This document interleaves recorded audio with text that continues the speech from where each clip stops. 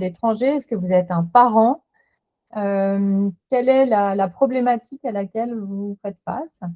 Voilà, on vous a donné quelques exemples. Est-ce que vous posez la question sur la France, l'international?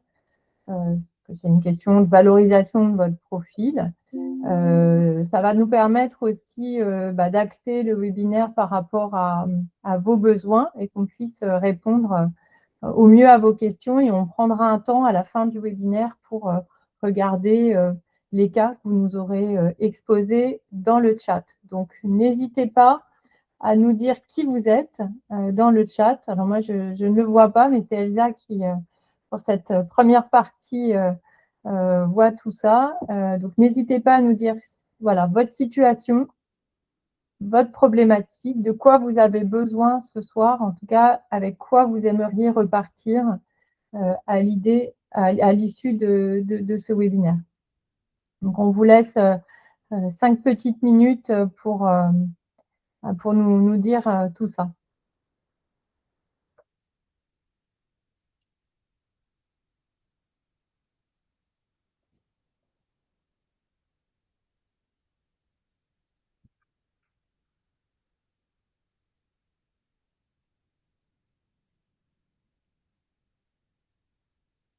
Donc, pour les personnes qui viennent d'arriver, bienvenue. Et on a démarré et on est en train de récolter en fait vos informations, de savoir un peu qui vous êtes, pourquoi vous êtes venu ce soir, qu'est-ce que vous attendez de ce webinaire. Voilà, donc n'hésitez pas à nous dire qui vous êtes, sur quel sujet vous souhaitez qu'on fasse peut-être un peu plus le focus. Et puis nous, notre objectif, évidemment, c'est de vous donner des clés et des informations pour bien gérer votre parcours académique et votre insertion professionnelle. Elsa, je te laisse me dire quand on a... Ouais, on n'a pas de message pour l'instant. Pas de message pour l'instant. Donc, n'hésitez pas à nous partager vos informations. Ne soyez pas timide.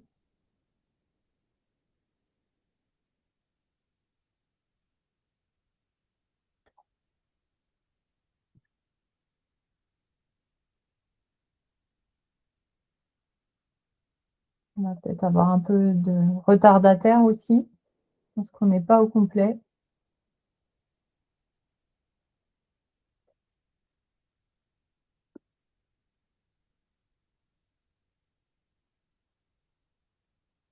Merci Cécile pour le partage.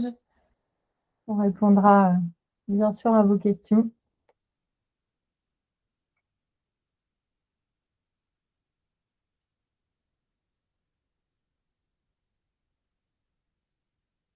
Je propose qu'on continue peut-être Elsa. Oui, bonsoir Morin. Ok, merci pour l'info. Merci Martine pour aussi le partage.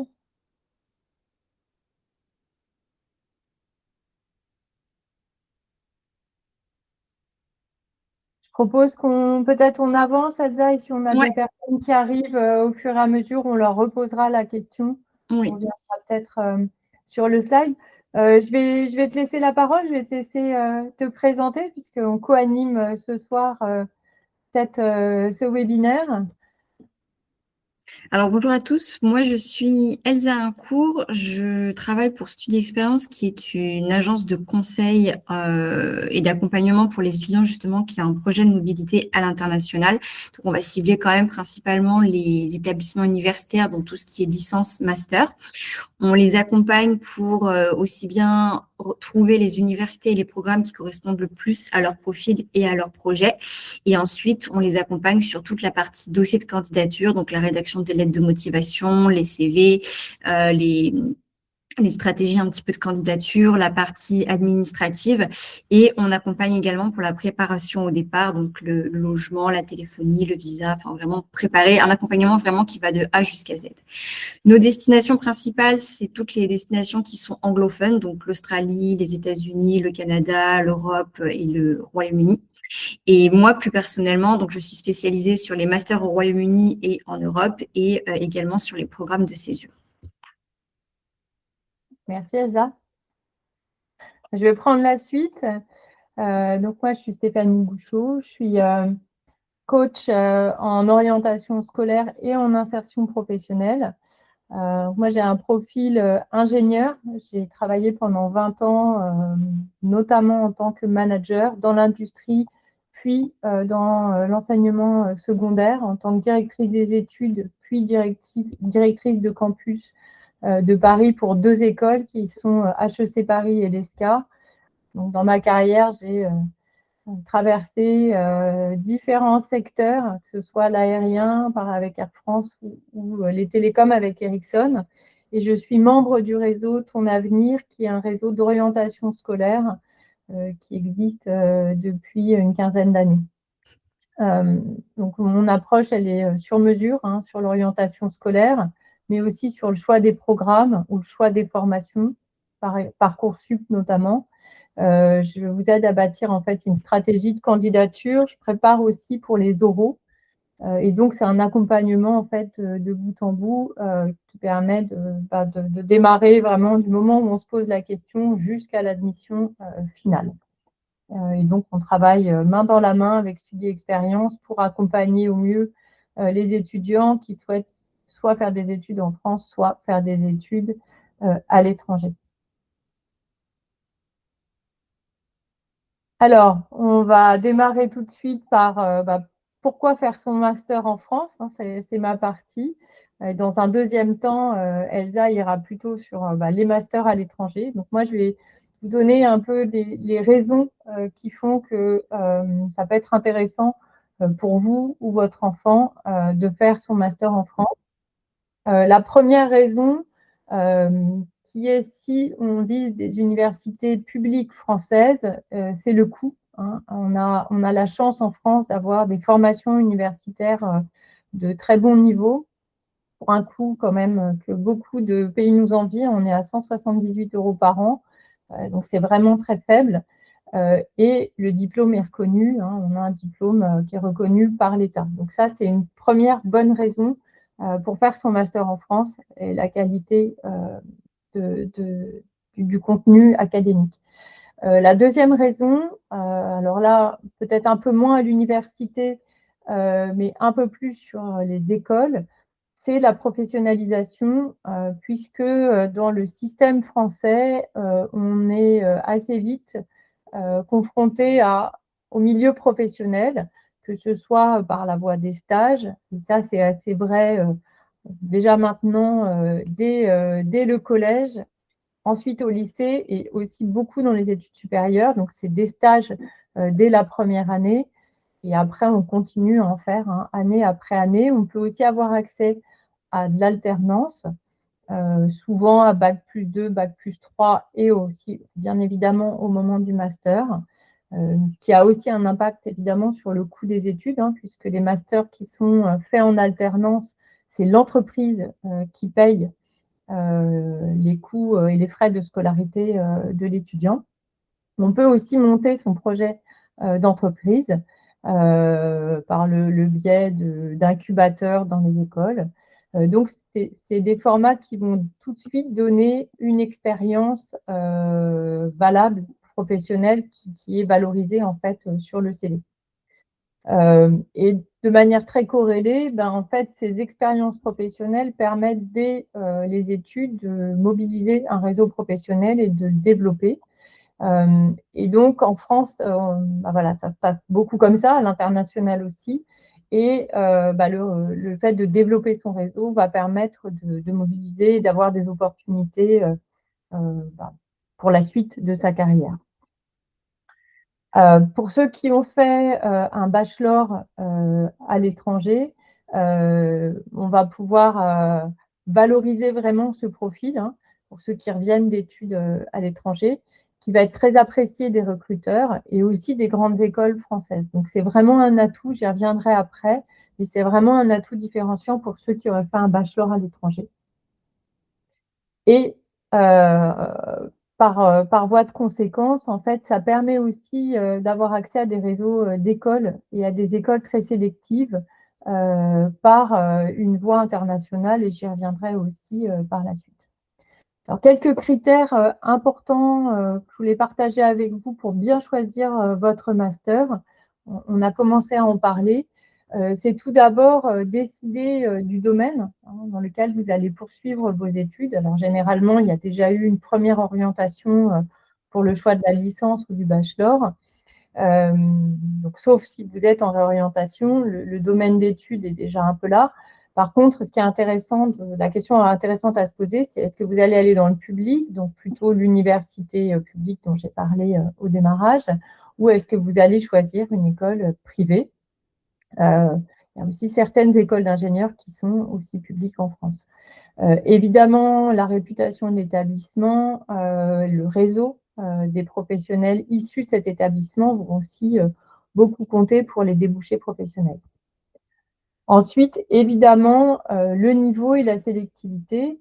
Donc les écoles qui recrutent en master demandent à ce que vous ayez un nombre de crédits requis, qui est de 180 crédits ECTS, mais aussi en fonction de votre niveau et du master que vous allez cibler, il va y avoir un certain nombre de critères de sélectivité avec des prérequis académiques.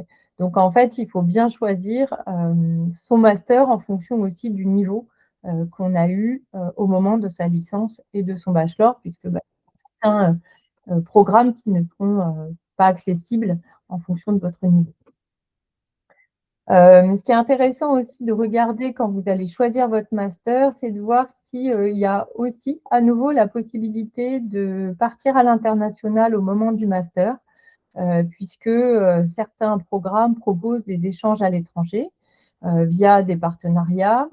Donc, ça peut être juste un semestre académique, par exemple, durant le master. Ça peut être aussi des doubles diplômes. Donc, ça va à nouveau venir enrichir votre parcours qui est commencé en France ou à l'étranger. Vous allez pouvoir le compléter à nouveau par de l'international au moment du master. J'en parlais aussi tout à l'heure. En fait, en termes de formation et d'expérience, voilà, est-ce que vous privilégiez un programme qu'on appelle en initial, c'est-à-dire vous allez être étudiant à plein temps, ou est-ce que vous allez choisir plutôt des programmes en alternance qui vont vous permettre de mobiliser et de créer une expérience professionnelle dès votre master. Et aussi, ce que je disais, les entreprises vont pouvoir prendre en charge vos frais d'inscription et vos frais de scolarité. Évidemment, le fait de décrocher une alternance, ce n'est pas la chose la plus simple en ce moment, puisque les aides aux entreprises ont considérablement baissé, mais c'est toujours possible. Et puis, de vous renseigner aussi si la formation, voilà, quelles sont les expériences professionnelles proposées par la formation. Il y a souvent des stages longs en fin de master 2. Il peut y avoir des missions, il peut y avoir des moments d'exploration, il peut y avoir du conseil pour des entreprises. En fait, il y a pas mal de dispositifs spécifiques aux différentes formations. Et enfin, c'est de bien regarder votre budget, puisque en fonction des différents choix que vous allez faire, il va y avoir un impact important sur les frais de scolarité, mais aussi le coût de la vie. Évidemment, dès le départ, le choix de l'école, ça peut vraiment être très dimensionnant. Il y a des aides disponibles en fonction des écoles et des formations. Il y a des écoles qui pratiquent des frais de scolarité différenciés en fonction de votre quotient familial, par exemple. Donc ça fait partie des informations importantes pour pouvoir bien calculer le coût global de votre année. Et avant de candidater, c'est toujours mieux de le savoir avant. Il y a d'autres aides possibles, comme des prêts étudiants, par exemple. Si je reviens sur les profils des bachelors qui seraient partis à l'étranger, qui reviendraient faire un master en France, il y a un certain nombre d'atouts que vous allez pouvoir valoriser vis-à-vis des formations par le fait que vous avez déjà cette coloration internationale dans votre profil. Le premier point, c'est la maîtrise linguistique. Hein. Vous êtes parti à l'international, la plupart du temps, c'est l'anglais, mais ça peut être une autre langue que vous maîtrisez maintenant couramment et avec un niveau académique. Donc ça, c'est un prérequis qui est déjà validé. Je pense surtout à l'anglais, parce que parfois les étudiants français peinent à valider les exigences du diplôme en termes de prérequis linguistiques pour pouvoir valider même à la fin le diplôme. Donc ça, c'est un énorme point positif dans votre profil. Le deuxième, c'est qu'en fait, vous avez fait preuve, en partant seul à l'étranger, hein, à 18 ans, d'autonomie et d'adaptation. Vous savez gérer un budget, votre logement, vous avez été seul à gérer tout ça, hein, il n'y a plus les parents. Vous avez aussi expérimenté d'autres méthodes de travail parce que le système et les différents systèmes éducatifs à l'étranger sont assez différents des systèmes français. En tout cas, vous avez été capable de vous débrouiller et de vous adapter tout seul dans un environnement inconnu. Et ça, c'est des compétences qui sont aussi intéressantes pour les formations qui vont vous accueillir. Par lien, en tout cas, avec votre expérience aussi, c'est l'ouverture d'esprit que vous avez pu développer en étant à l'étranger, puisque vous avez été au contact de manière directe avec les étudiants locaux, mais aussi d'autres étudiants internationaux. Donc ça, c'est une vraie compétence, cette capacité d'être à l'aise avec des personnes de cultures différentes. Hein, c'est la capacité à gérer du multiculturel.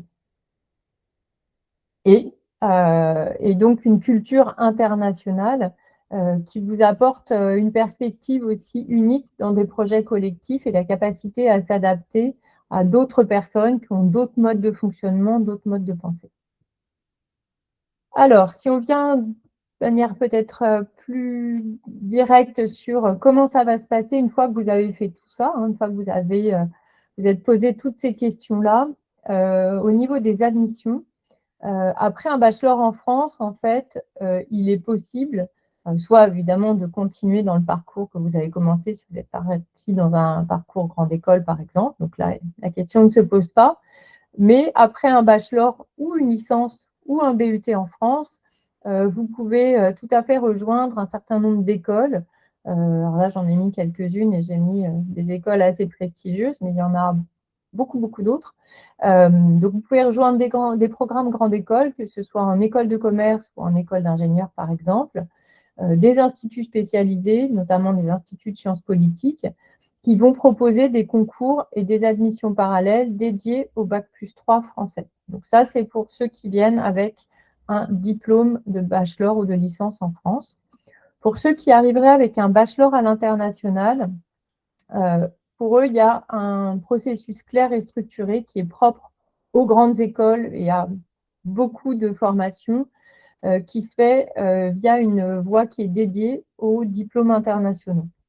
Hein, et donc, on a des voies spécifiques d'accès pour les internationaux. Et même si vous avez la nationalité française, vous êtes considéré comme un étudiant international.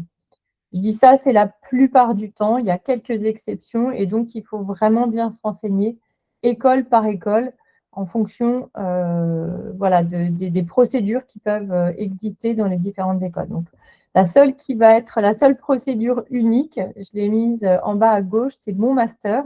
Donc, mon master, c'est pour on va dire, la plupart des universités et quelques écoles, type IAE ou quelques universités privées, où vous allez pouvoir candidater sur mon master, qui est un équivalent en fait de Parcoursup, mais pour le master. Et là, pour le coup, on ne fait pas de distinction sur votre voie d'admission, hein, que vous ayez un diplôme français ou un diplôme international. Vous candidatez via mon master, vous renseignez la plateforme, vous faites le nombre de vœux requis, hein, donc c'est 15 vœux sur mon master, et en fait, il n'y a pas de distinction de voie d'admission pour cette partie-là. Donc voilà, deux voies très, très différenciées si vous êtes issu d'un bachelor en France ou d'un bachelor international. En termes de timing, moi, je vous conseille d'anticiper dès l'année de Bac+2. Donc, bachelor 2, licence 2, deuxième année de BUT. puisque on va dire dès votre fin d'année de Bac+2, commencer à explorer les formations, amorcer la réflexion, hein, tout ce que j'ai mis avant, voilà, ça prend un peu de temps pour y voir clair de voilà, qu'est-ce que j'ai envie de faire, où est-ce que j'ai envie d'aller, sur quelle modalité. Et on va identifier les établissements cibles. Donc, on va commencer à vraiment décider, regarder les formations et décider ce qui peut vous intéresser. Et à partir de septembre-octobre, on va valider la stratégie. Qu'est-ce qu'on va faire voilà, où est-ce qu'on va candidater en premier? Est-ce qu'on va cibler des écoles privées? Est-ce qu'on va cibler des universités? Et comment on va organiser le planning pour pouvoir faire des choix stratégiques, parce que c'est quand même des dossiers qui sont assez lourds, hein.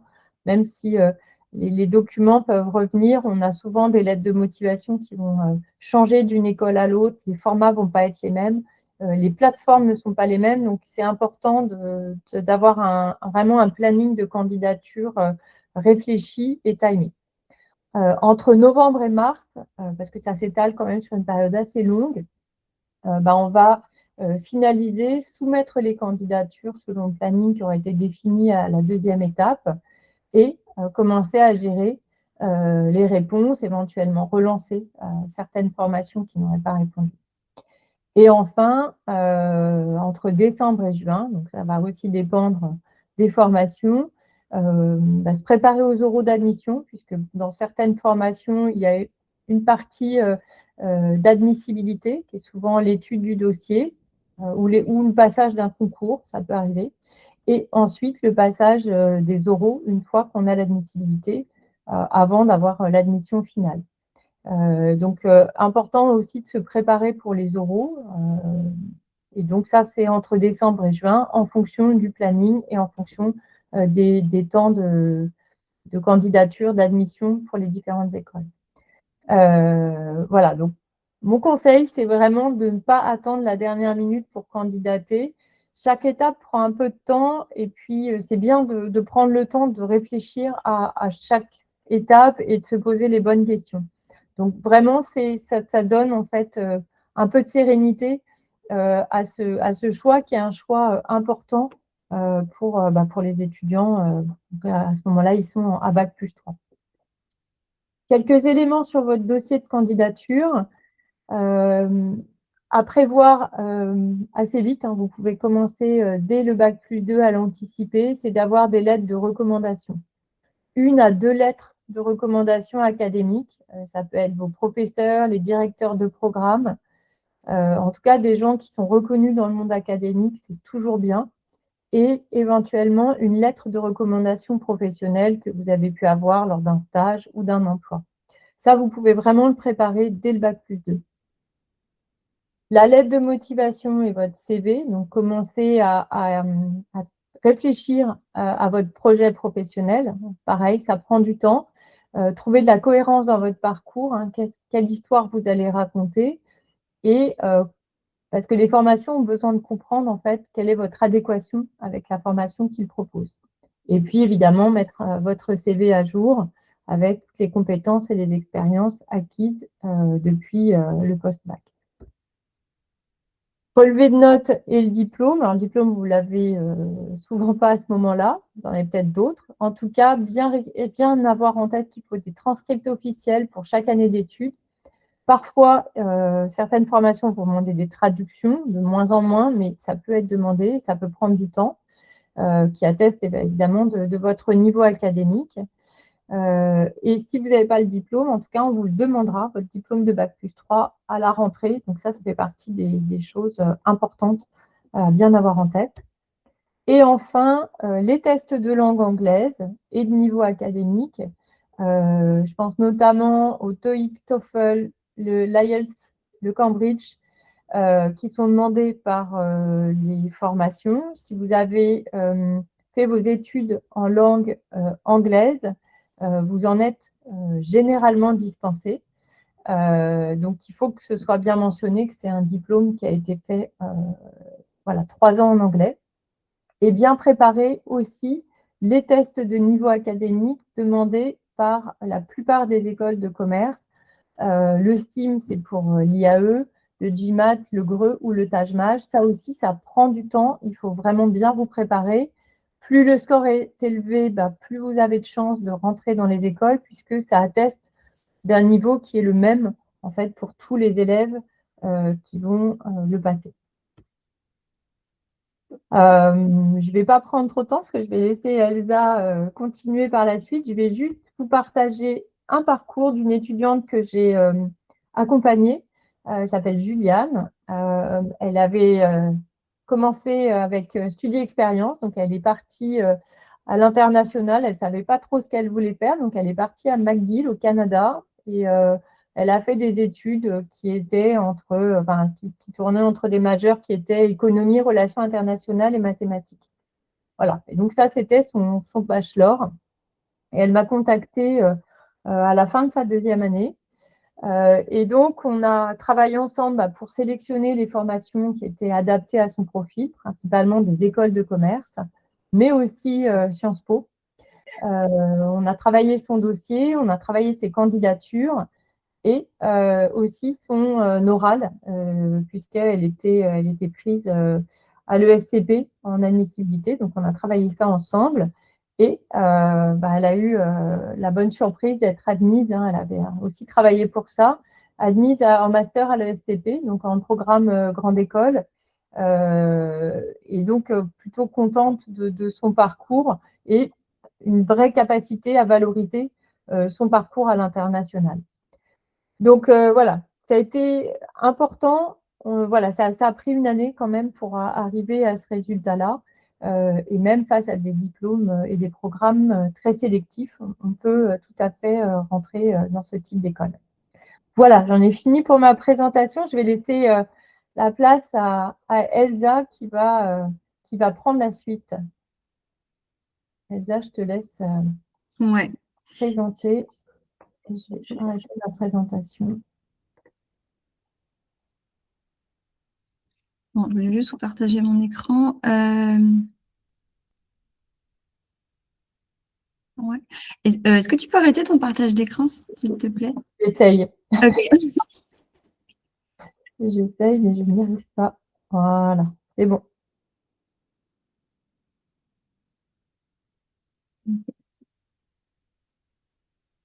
Est-ce que vous voyez bien mon écran? Oui, c'est bon. Ok. Alors, pour moi, il y a 3 éléments principaux à prendre en compte quand on veut partir, ou en tout cas prendre la décision ou réfléchir au projet de faire un master à l'international. Il y a d'abord la motivation, qui est vraiment la raison de pourquoi je choisis d'aller faire mon master à l'international.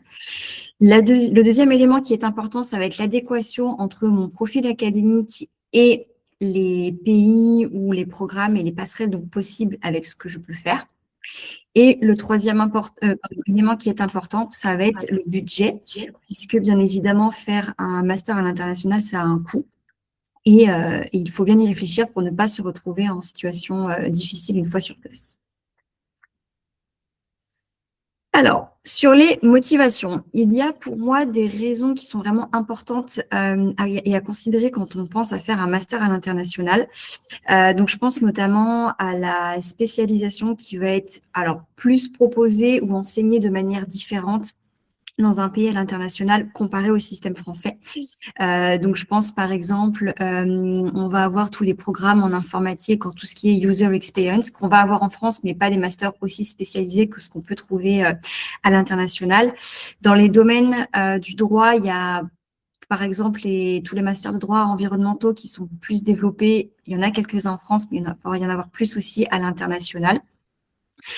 Tout ce qui va être en digital, humanities, médias, sciences sociales, il y a beaucoup de choses qui sont aussi un peu plus approfondies ou de manière totalement différente sur des pays comme le Royaume-Uni ou les États-Unis. Ou encore tout ce qui va être, par exemple, en behavioral economics aussi, c'est quelque chose qui est pas mal travaillé, ou en tout cas d'une manière différente par rapport à ce qu'on peut trouver sur les programmes français. En plus de la spécialisation, il va aussi y avoir la renommée, par exemple, d'une université ou d'un programme en particulier. Si on prend l'exemple de Oxford Brookes University, qui est donc une petite université pas vraiment connu, j'allais dire en dehors peut-être du Royaume-Uni, mais qui a une spécialisation qui est vraiment très reconnue dans le domaine. Ça va être par exemple le Motorsport Engineering. Donc voilà, on a le cas d'un étudiant qui avait des très bons résultats scolaires, un très bon dossier et qui a choisi d'aller plutôt dans cette petite université, tout ça parce que c'était vraiment là où il y avait la spécialité qu'il voulait faire et qui va lui permettre après de travailler dans ce qui lui plaît. Si déjà, dès, j'allais dire, le niveau licence, première année, deuxième année, vous savez pour sûr que vous voulez faire un doctorat à l'international, je vous conseille vraiment de passer par la case master à l'international et de viser dès le master, en fait, l'université que vous voulez intégrer.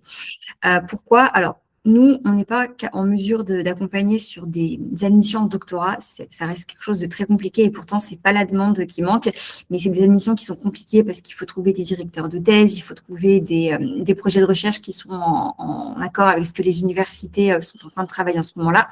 Et le fait de faire son master dans l'université où vous pensez faire votre doctorat après, eh bien, ça facilite les choses parce que les enseignants vous connaissent, ils savent déjà votre travail, vous avez déjà pu échanger sur les questions de recherche sur lesquelles vous voulez avancer. Donc, c'est vraiment beaucoup plus facile.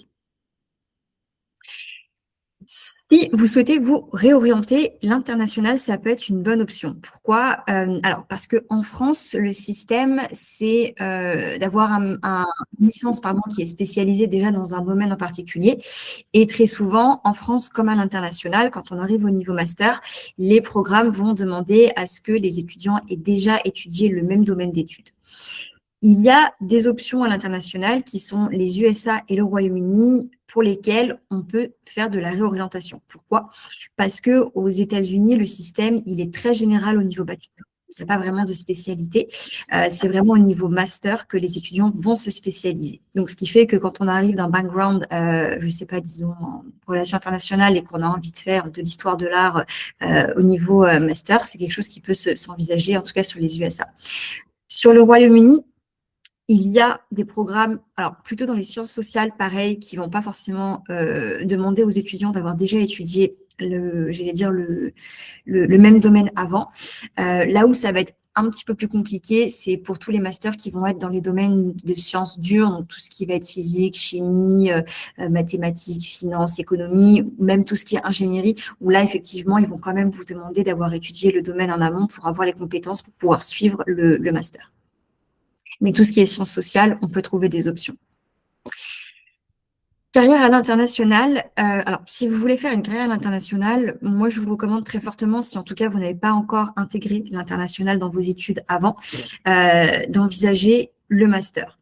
Pourquoi? Parce qu'en France, on a beaucoup d'écoles qui sont de très bonnes écoles, très renommées, très réputées en France, mais qui ne vont pas forcément avoir la même notoriété quand vous voulez intégrer le marché le monde professionnel à l'international. Alors que faire une université internationale, elle va avoir peut-être plus de notoriété auprès de ces entreprises. Et alors, c'est vrai que ce n'est pas le meilleur des exemples, mais c'est quand même bien de l'évoquer. On a principalement deux filières qui sont vraiment très bouchées en France, qui sont la psychologie et le droit. Ce sont des domaines qu'on peut envisager au niveau master à l'international, mais c'est un domaine avec lequel il faut y aller avec des pincettes parce que ça va vraiment dépendre du projet professionnel de l'étudiant derrière et surtout s'il veut ensuite exercer en France, enfin revenir en France pour exercer en France. Donc là, c'est vraiment du cas par cas. Si c'est un projet que vous avez, je vous invite plutôt à vraiment en discuter en individuel parce que j'ai pas vraiment le même discours en fonction des projets et des profils des étudiants. Sur la partie donc adéquation, donc entre le projet que j'ai et mon profil académique. Il y a un premier élément qui est très important, donc c'est le diplôme actuel que je suis en train de préparer donc au niveau Bac+3. Si vous avez fait un bachelor à l'international, que ce soit en France ou à l'international, j'allais dire pour faire votre master, pas vraiment la reconnaissance elle est faite, donc il n'y a pas vraiment de difficulté en tout cas où les passerelles vont se faire.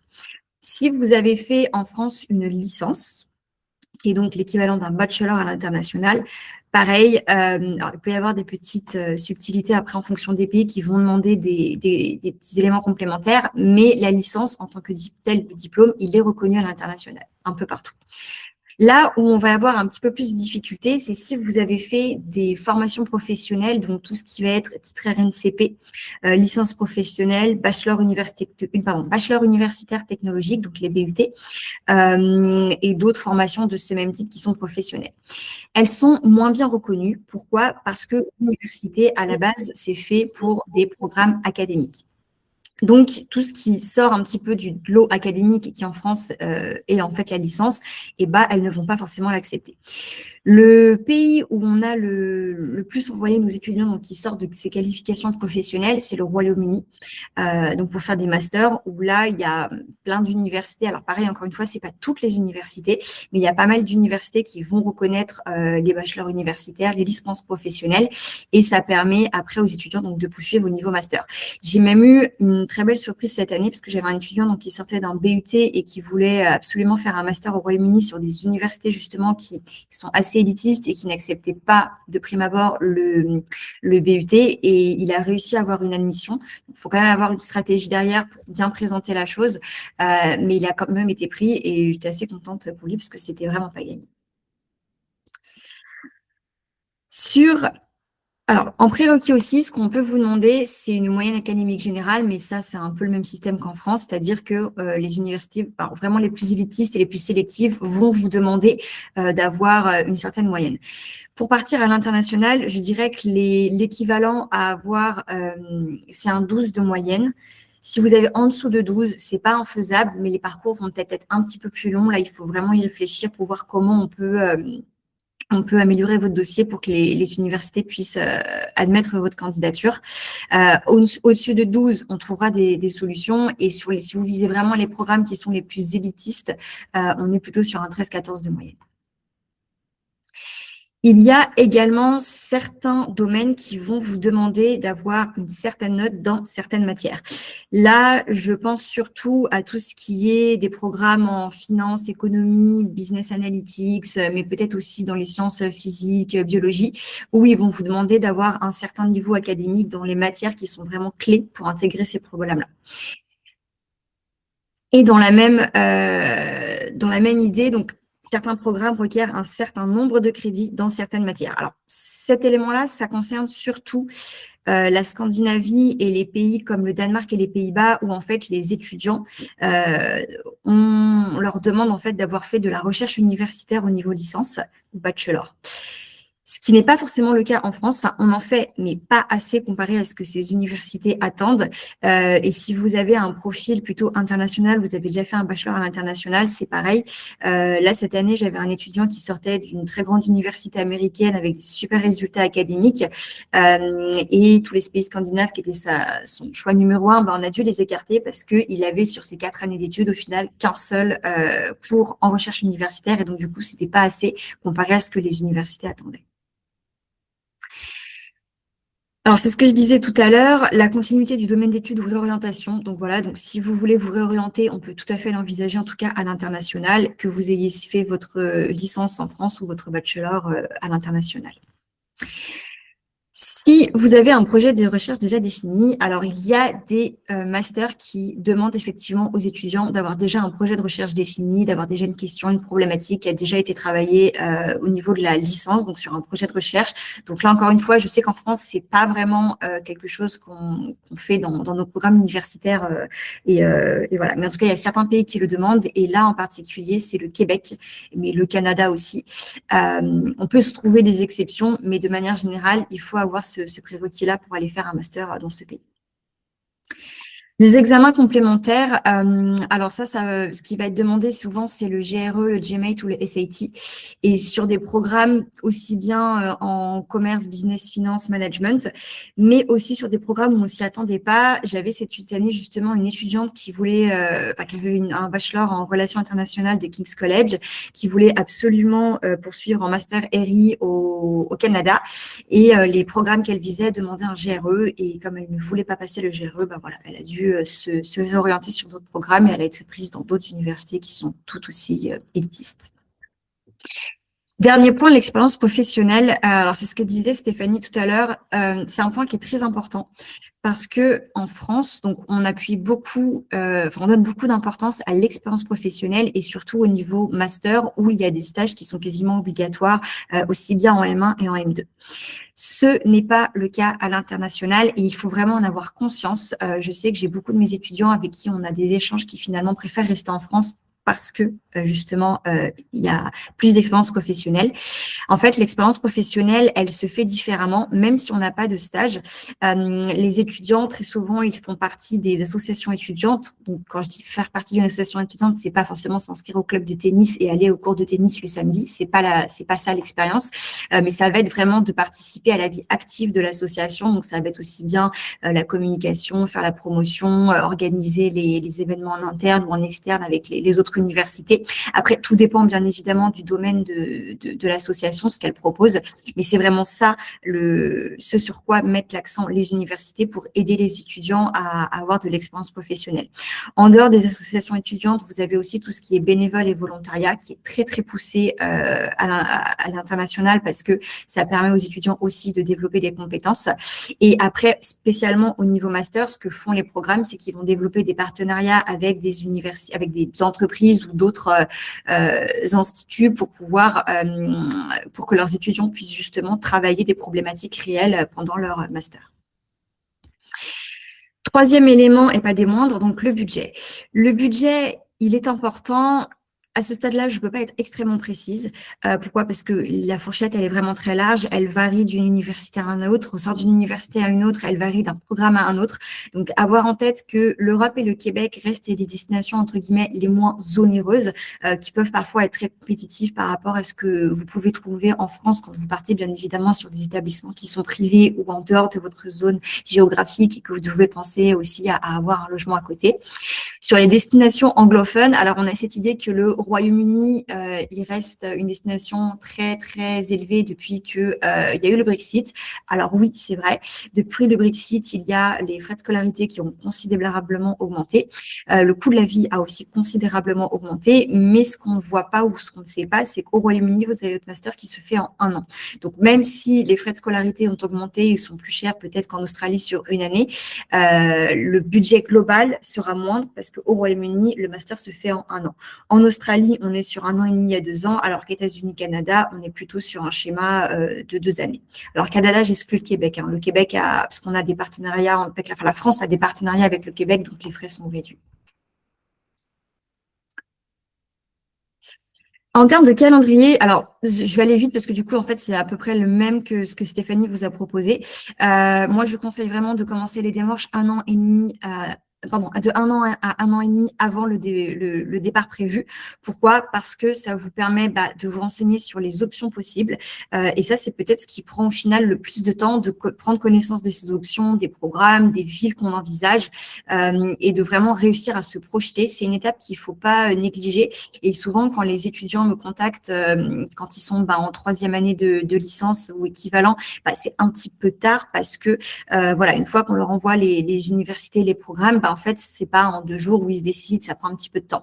Donc, le fait de s'y renseigner avant, ça vous permet de vous projeter. Première chose, ça vous permet de passer les examens vraiment qui sont nécessaires. Donc là, je pense au GRE, au GMAT, au SAT, si jamais ce sont des programmes qui le nécessitent, parce que ce sont des examens qui se préparent. Moi, je ne conseille pas d'y aller sans y être préparé. Donc vraiment, ça, c'est très important. En termes de délai de candidature, les programmes qui ouvrent le plus tôt possible, ça va être 1 an avant la rentrée envisagée, donc octobre-novembre pour la rentrée de septembre. Donc là, c'est vraiment idéal. C'est surtout, ce sont les programmes les plus sélectifs et les plus élitistes. C'est à cette période-là qu'il faut candidater. Moi, je vous recommande d'avoir candidaté pour ces programmes-là avant le 15 décembre, j'allais dire avant les vacances de Noël, mais en fait, avant le 15 décembre, sauf si, bien évidemment, l'université ou le programme en question a une date qui est encore avant. Alors là, il faut absolument la respecter. S'il n'y a pas de date ou qu'ils vous disent ça peut aller jusqu'à janvier-février, moi, c'est les résultats, dossier envoyé avant le 15 décembre. Parce que d'expérience, une fois qu'on a passé ces délais, en fait, les universités ont reçu tellement de dossiers qu'elles mettent beaucoup de temps à répondre. Et là, je l'ai encore vécu cette année, un étudiant qui a déposé ses dossiers le début février et il est toujours en attente des résultats à cette date-là. Donc, c'est vraiment pas l'idéal. Alors que tous ceux qui ont déposé leur dossier avant les vacances de Noël, ils ont ont tous eu leur résultat d'admission sur les programmes les plus élitistes. Donc, vraiment très important de s'y prendre en avant et de bien penser à ça. Les résultats d'admission donc, dépendent un petit peu de quand vous avez déposé vos dossiers. Si vous vous y prenez assez tôt, normalement, ils sont envoyés dans les 4 6 semaines, voire 2 mois en fonction des programmes. Sur les programmes un petit peu moins élitistes, on est sur un délai d'1 mois, 1 mois et demi. Pourquoi c'est important de s'y prendre tôt? Parce que vous avez besoin de savoir où est-ce que vous allez réserver votre logement. Et ça, c'est un petit peu la problématique à chaque fois. C'est-à-dire que les étudiants, ils vont déposer des dossiers dans un même pays, mais dans des villes différentes, ou alors dans plusieurs pays à travers le monde. Et tant qu'ils n'ont pas reçu tous leurs résultats, ils ne peuvent pas se positionner sur le logement, parce que si vous vous positionnez sur le logement, vous, bien évidemment, vous engagez des frais financiers. Donc, c'est un petit peu le coup de stress à chaque fois, chaque année. Donc, c'est pour ça que, voilà, anticipez tout le reste. Ça vous permet d'avoir vos résultats d'admission pour, je dirais, le mois de mars-avril au grand plus tard, mais souvent un peu tôt si vous avez bien déposé vos dossiers avant Noël, ce qui vous permet de réserver votre logement sur la période-là de mai, j'allais dire avril, mai, juin, ce qui est à peu près la période idéale pour réserver son logement dans ces pays. On finalise l'inscription. Donc, finaliser l'inscription, c'est envoyer vos résultats finaux de licence, que ce soit le relevé de notes, l'attestation de diplôme, le versement de l'acompte, parce que les universités vous demandent bien évidemment de verser un acompte financier pour réserver votre place. Et ensuite, vous pouvez faire votre demande de visa et la préparation au départ. Alors, il me reste 2 slides sur les documents à prendre en compte donc, pour les candidatures. C'est très similaire aussi par rapport à ce que vous aviez pour la France. Bien évidemment, vos relevés de notes de licence et leur traduction en anglais, donc pour les destinations anglophones s'ils ne sont pas déjà en anglais. Lettre de motivation obligatoire pour tous les programmes. Le CV également. Alors, CV, attention, on ne travaille pas de la même manière en fonction des pays où on va. Je pense notamment à la grande différence entre les États-Unis et le Royaume-Uni où on ne met pas en avant les mêmes éléments. Donc, c'est très important de bien le travailler pour pouvoir vraiment mettre en avant votre dossier. La certification d'anglais, donc très souvent, ce qu'on demande, c'est le TOEFL ou l'IELTS. Qui sont les 2 certifications les plus reconnues. Et le niveau qui est souvent demandé, ça va être un niveau équivalent à un niveau B2. La certification d'anglais, elle n'est pas obligatoire pour déposer les dossiers. Par contre, elle va être obligatoire après pour l'admission finale. Donc, ça veut dire que vous avez jusqu'à peu près la date à laquelle vous allez recevoir vos relevés de notes finaux de licence et l'attestation de diplôme pour envoyer votre certification d'anglais. Lettre de recommandation, c'est pareil. On va vous demander à minima une lettre de recommandation académique, parfois 2 pour certains programmes.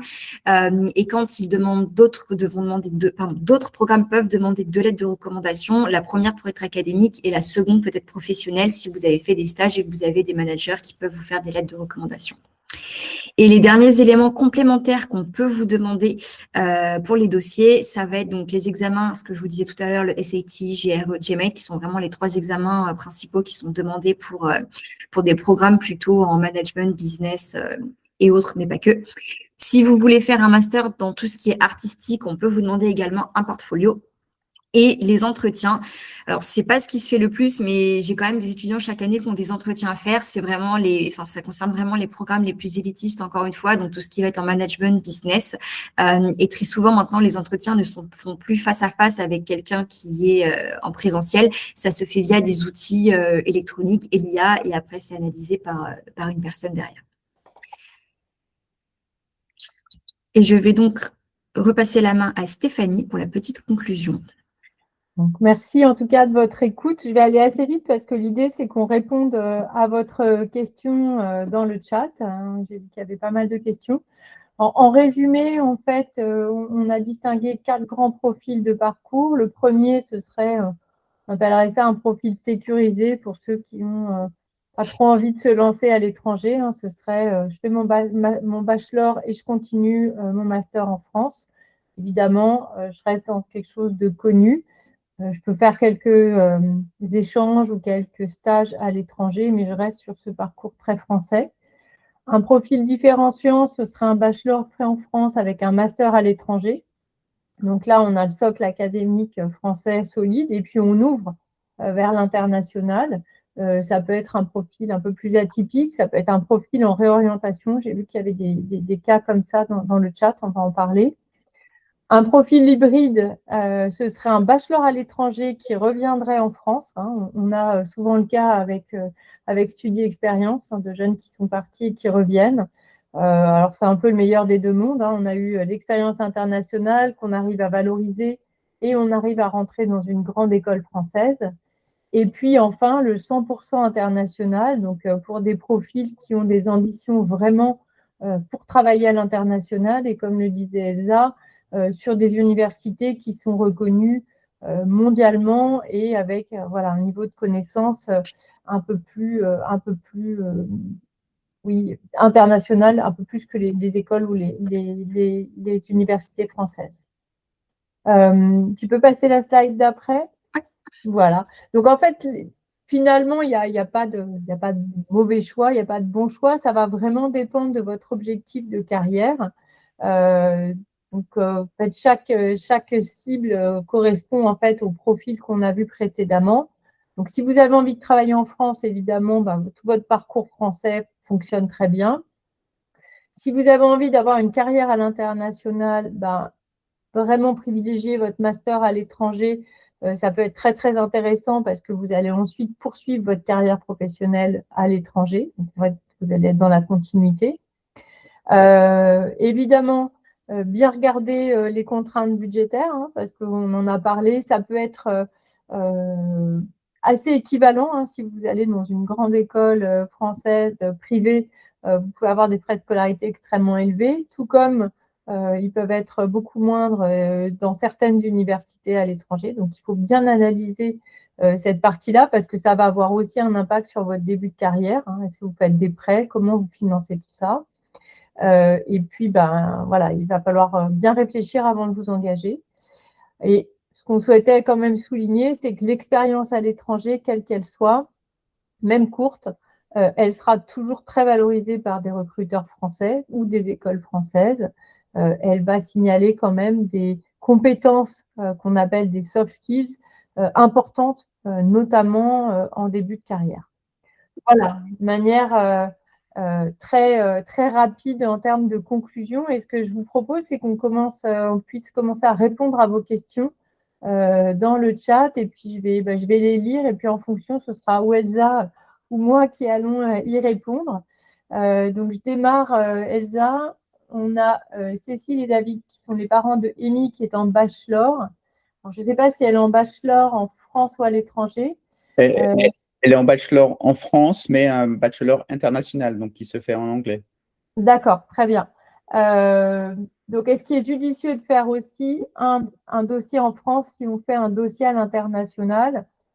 Moi, je pense que ça dépend des chances que vous avez de réussir à l'international. Si votre souhait il est celui-ci, moi, je pense il faut miser vraiment sur l'international. Elsa, je te laisse compléter peut-être sur les chances de succès à partir d'un bachelor international français. Les questions, c'est un peu ça, effectivement, c'est que donc elle va postuler à l'étranger, mais on ne sait pas trop quelles sont les chances qu'elle obtienne un master. Et la question, c'est est-ce qu'il faut quand même postuler à des masters en France au cas où la candidature ne fonctionne pas à l'étranger? D'accord. Okay. Je vais laisser la parole à Elsa. Alors, je ne sais pas quel diplôme elle a derrière son bachelor. Est-ce que vous savez si c'est un titre RNCP? Éco-gestion, elle fait là. Alors, ça, c'est le domaine, mais vraiment le diplôme qu'elle a. Parce que le bachelor en France n'est pas un. C'est une licence internationale en éco-gestion. D'accord. Okay. Donc, c'est un diplôme de licence. Alors, la diplôme de licence, il est reconnu, donc elle aura forcément des options. Est-ce que vous savez combien de moyenne elle a sur ses années d'études pour l'instant? Oui, cette année, pour l'instant, elle a 12 et quelques. D'accord. Donc 12, c'est vraiment j'allais dire le minimum.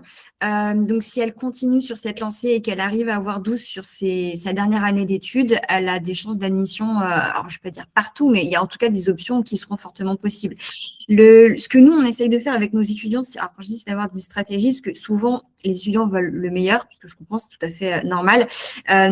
Et alors, on peut viser des programmes qui vont être un petit peu plus sélectifs par rapport au dossier de nos étudiants. Mais ce que moi, je conseille toujours de faire, c'est aussi de présenter des programmes qui sont plus réalistes ou en adéquation avec le profil étudiant et ensuite d'avoir vraiment des backups. Donc, souvent, sur les 5-6 dossiers qu'on fait, on va avoir 1-2 dossiers qui sont vraiment des rich, 2-3 dossiers qui vont être des dossiers vraiment assez réalistes et 1 ou 2 dossiers qui vont être safe en se disant que voilà, si jamais elle rate, je ne sais pas, sa 3e année, ce qu'on ne souhaite pas, mais pour X raisons, ça arrive d'avoir vraiment des backups ensuite derrière.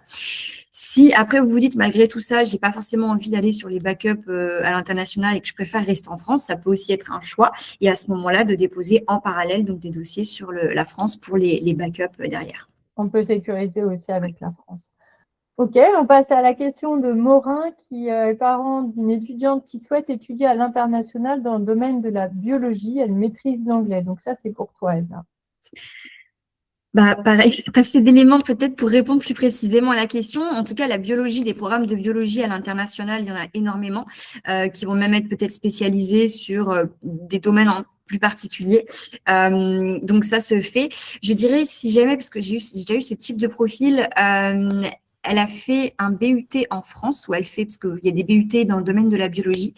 Si elle a fait un BUT et qu'elle veut faire de la recherche derrière, parce que c'est un profil que j'ai eu, là, c'est un peu plus compliqué. Il faudrait qu'on en discute vraiment en individuel, parce que les BUT, c'est ce que j'expliquais tout à l'heure, ce sont des qualifications en France qui sont professionnelles, donc pas vraiment reconnues par les établissements qui sont dans le domaine de qui c'est vraiment mettre l'accent sur la recherche académique. Donc, ce qui fait que quand on veut derrière faire un doctorat, les passerelles sont pas forcément automatiques.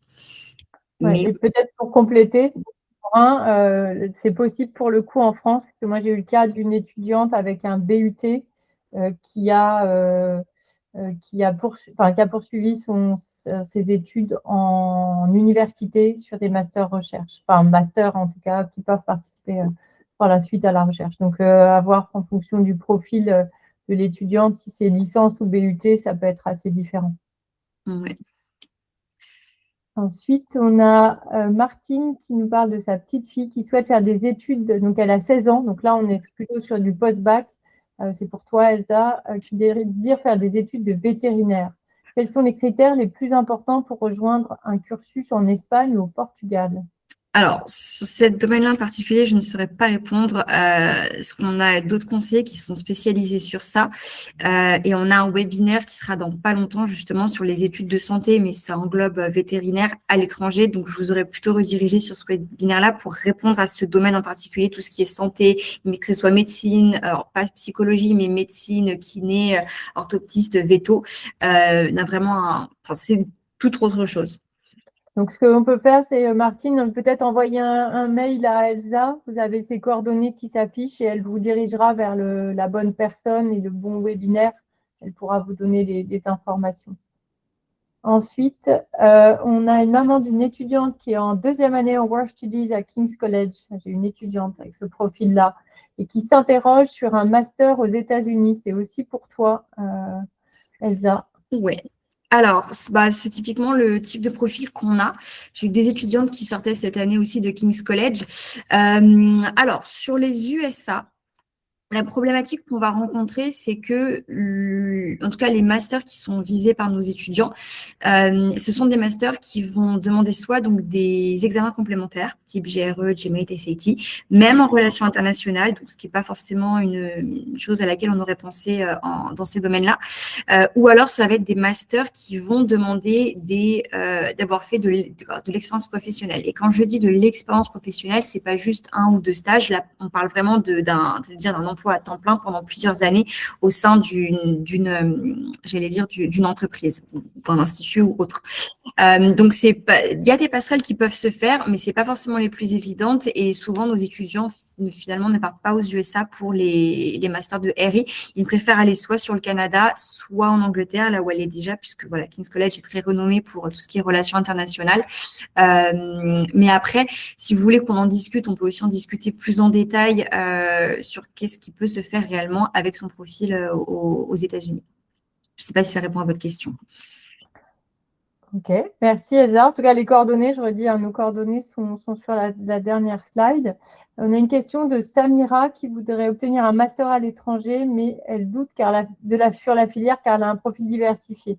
Alors moi, je dirais d'abord, Samira, il faut vraiment travailler votre orientation avant de savoir quelle filière adopter, parce que c'est vraiment important de faire ce choix-là, puisque ça va vraiment orienter totalement vos recherches. Je ne sais pas Elsa, ce que tu veux compléter.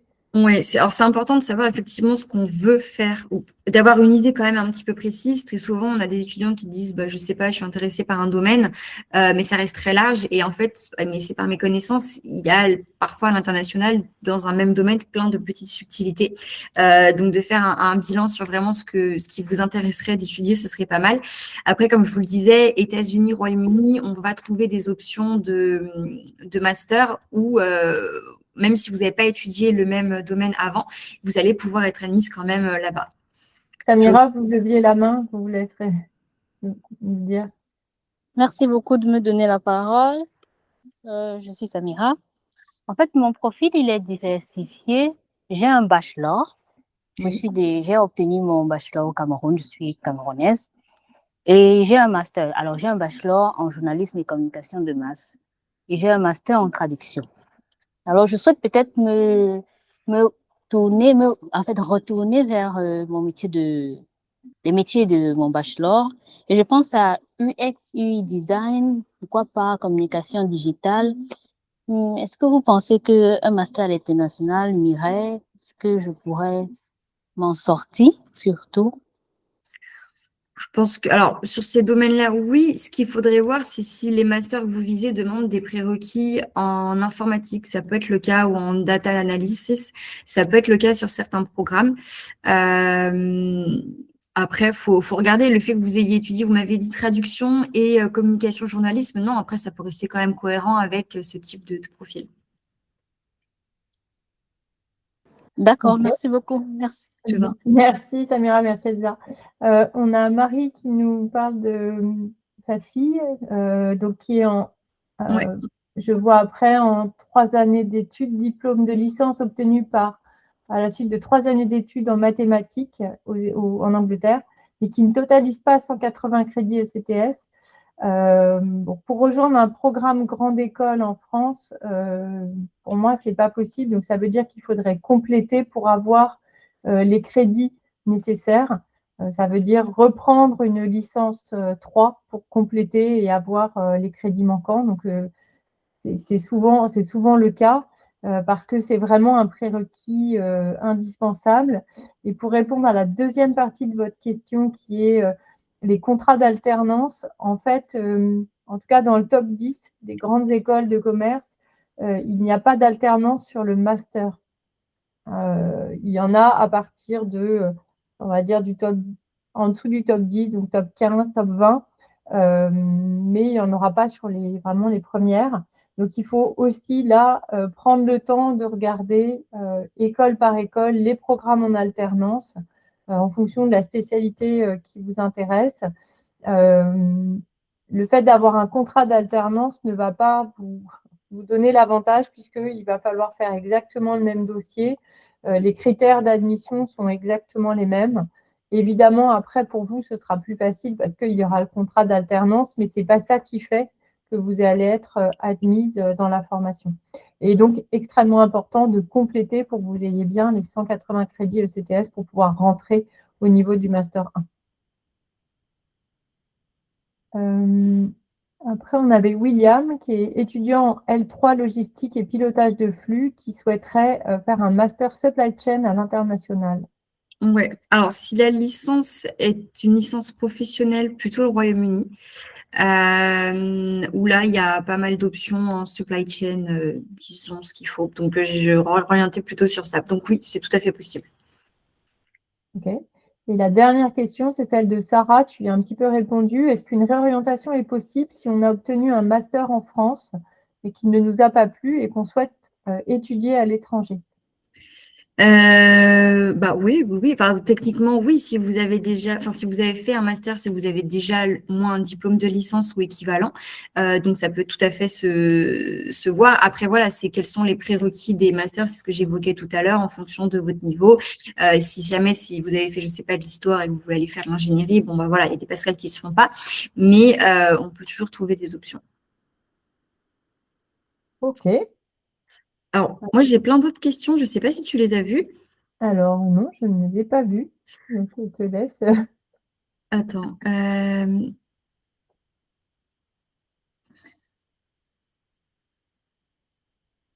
Alors, on a Marie Aff qui disait le diplôme de licence obtenu par ma fille, 3 années d'études en mathématiques au Oui, UK, c'est ce que je ne disais. t'autorise pas. Ouais, celui-là, j'ai vu. Je te laisse répondre parce que j'ai pas la Celui-là, réponse. en fait, j'y ai répondu par rapport Ok, c'était la même question. En fait, il y avait 2 questions de la part de Marie et qui étaient scindées en 2. Donc ça, j'y ai répondu.